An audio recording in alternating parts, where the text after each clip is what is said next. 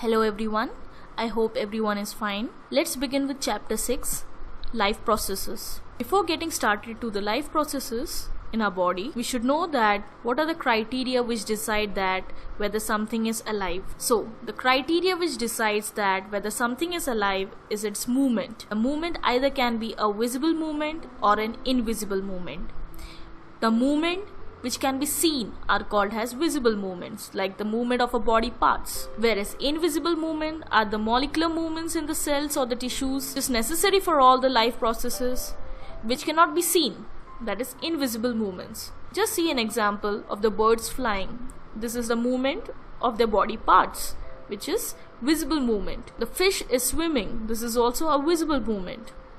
This is the molecular movement, which is invisible movement of the RBC cells through the blood vessels. Now coming into life processes. Life processes are the basic process in living organisms which are necessary for maintaining their life.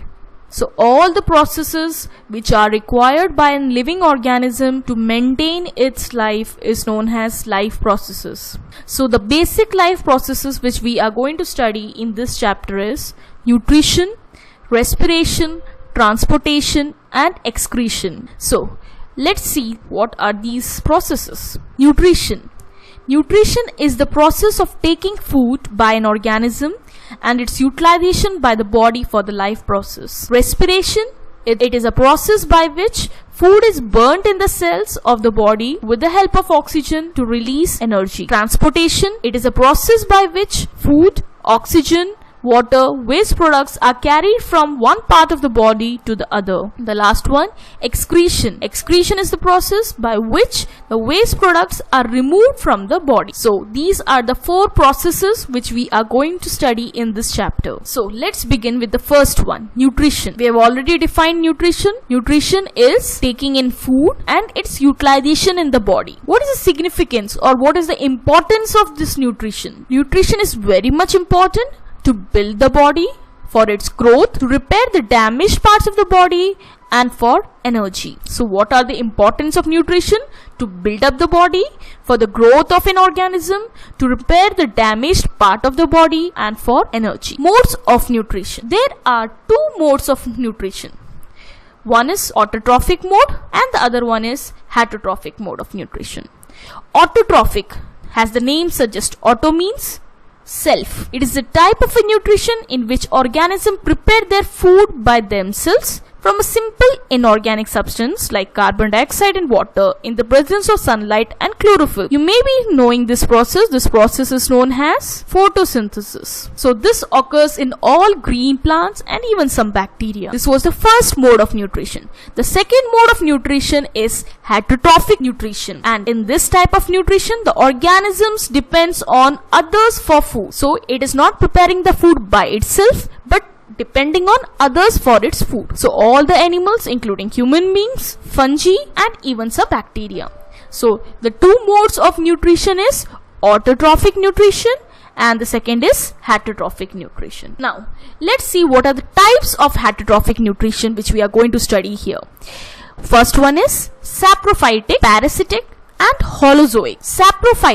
Saprophytic nutrition is the nutrition in which the organisms get their food from dead and decaying organism. I repeat, saprophytic nutrition is the nutrition in which the organism get their food from dead and decaying organism. So the food is break down outside their body and then it absorbs it. So the best example is mushroom, bread mold, yeast, it's a fungi, even some bacteria. So mushroom, which grows on dead and decay matter.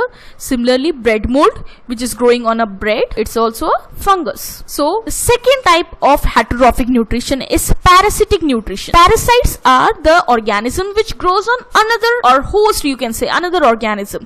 So the parasitic nutrition is the nutrition in which the organism get their food from the living organism, that is host, without killing them. So in the plants you can see cuscuta, orchids, whereas in animals like insects they are ticks, lice, leeches, roundworm, tapeworm, plasmodium, etc. So you can see a tree over here on which you can see creeper like substance or creeper like plant you can see, which is cuscuta. Even in animals, insects, these are ticks, lice and roundworm. These are the examples of parasites, you can say, and they take their nutrition like parasitic nutrition. Now the third kind is holozoic nutrition. It's a nutrition in which organism take food directly and they digest it and absorb it. So with the first one, that is saprophytic nutrition, we have studied that the complete process of taking in food takes place outside the body, whereas absorption takes place. In holozoic organism, they will take in food and then the digestion and absorption will take place inside the body of an organism. So the best example is amoeba, paramecium, birds, fishes. Humans are also the example of holozoic organism. The process in which the green plants prepare their own food using carbon dioxide and water in the presence of sunlight and chlorophyll is known as photosynthesis. So the food prepared will be in the form of starch. So starch is the food product which we receive by the process of photosynthesis. Now what are the equation for the process of photosynthesis? So we know that carbon dioxide is involved and water in the presence of sunlight and the green pigment chlorophyll to produce C6H12O6, and the product which is released is oxygen. CO2 is carbon dioxide, water, C6H12O6 is glucose which is a carbohydrate, and oxygen. So this is the equation. It is not balanced, so we need to balance it. 6 carbon, so 6 CO2, hydrogen 12, 6 H2O, 6 O2. So the equation for the photosynthesis process is 6 CO2 plus 6 H2O. In the presence of sunlight and chlorophyll, it forms C6H12O6, that is glucose, and 6O2, that is oxygen. In the process of photosynthesis, there are three main steps which has been carried out. The first one is absorption of the light energy by chlorophyll. So the first step is absorption of light energy by chlorophyll. So the first step which happens in the photosynthesis process is that absorption of light energy, that is sunlight, by the chlorophyll pigment which is present in the organelle called chloroplast, which is present in the leaves. The second main step is that conversion of light energy to chemical energy. Conversion of light energy to chemical energy. Along with this, splitting of water also takes place, and splitting of water will take place. So the water will be split into hydrogen ions and oxygen. Hydrogen and oxygen. This was the second main step. The third main step is that reduction of carbon dioxide by hydrogen to form carbohydrate. Reduction of carbon dioxide by hydrogen to form carbohydrates. So these are the three main steps which are involved in the process of photosynthesis.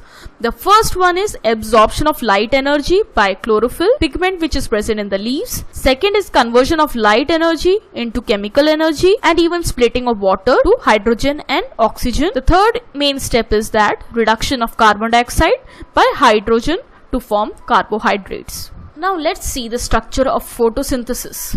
How is the process taking place?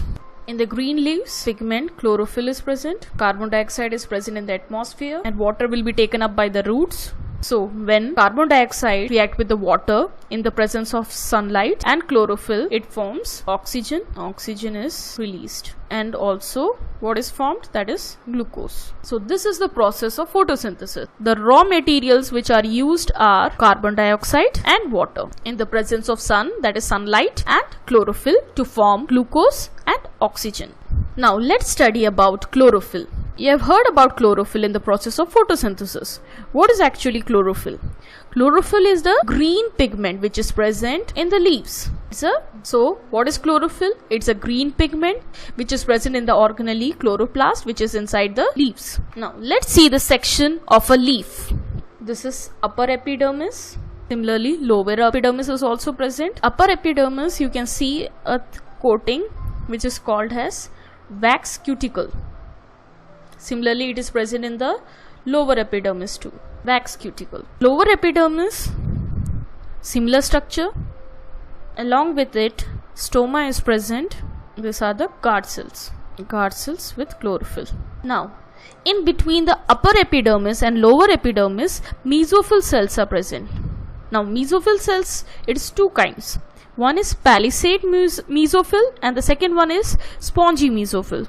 The rod-like structure is called, cells are called palisade. Palisade mesophyll, whereas the oval shape, these are called spongy mesophyll. So this is a section of a leaf. Along with it, you can see some air spaces are also there. So this is the section of a leaf. You can see that upper epidermis is present along with a wax cuticle, which is present at the both sides. Here also wax cuticle is there for protection. Upper epidermis and lower epidermis. Inside both epidermis, you can see that mesophyll cells are there, palisade cells, palisade mesophyll and spongy mesophyll. Along with it, air spaces are present. At the lower epidermis, you can see stroma is present. Stroma is the gap where the guard cells are present, and in guard cells what happens? Exchange of gases takes place, and even the loss of water, the water movement is also possible from there. The water moves in and out. The guard cells open and guard cells closes. So this is section of a leaf. Now let us discuss structure of chloroplast. You have studied about chloroplast in class 9th cell chapter.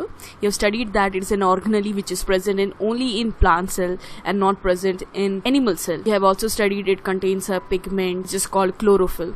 So now let us discuss the structure of chloroplast. Chloroplast contains membranes. It's the outer membrane, and this one will be inner membrane. In between outer and inner membrane, it is known as intermembrane space. So in structure of chloroplast, you can see two membrane.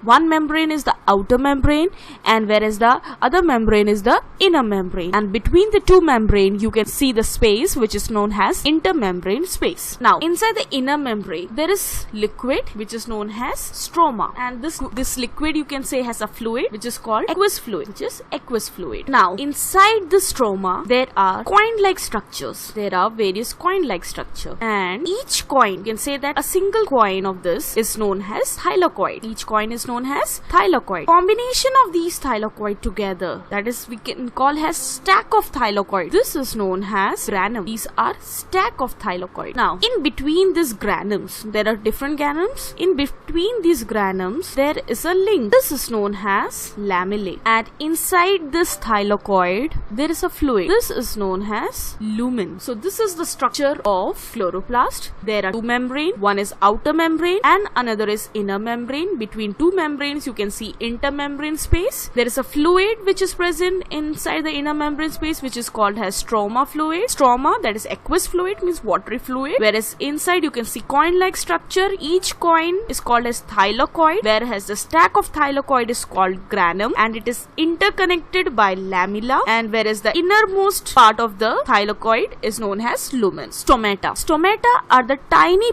pores which are present in the leaves through which the exchange of gases takes place. So what is stomata? Stomata are the tiny pores. They are the tiny pores which are present in leaves, through which what happens? Exchange of gases takes place. Now opening and closing of the stomatal pore is controlled by guard cells. So the main thing which you have to study in stomata is guard cells. The working of guard cells. Now the pore opens when the guard cells will lose water, and it shrinks. Again the pore closes. Simple. When there is a lack of water, the pore opens and the guard cells will increase in size. When water enter, the guard cells will increase in size.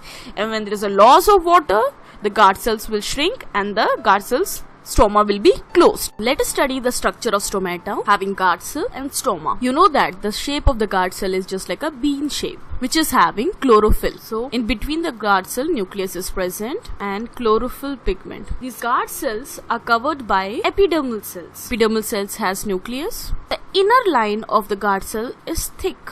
So what is this? This is guard cell. Is epidermal cell. Now this space which is present between the guard cells, this is called stoma. So let's revise. Guard cells, bean shaped two cells are present.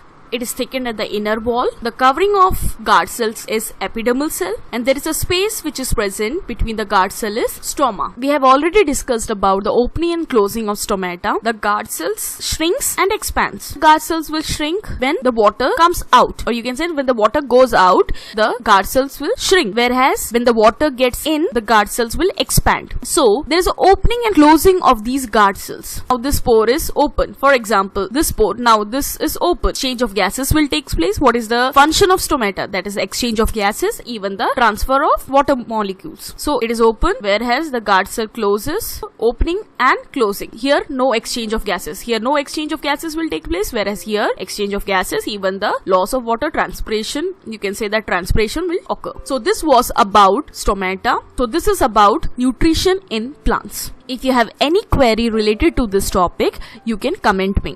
Thank you.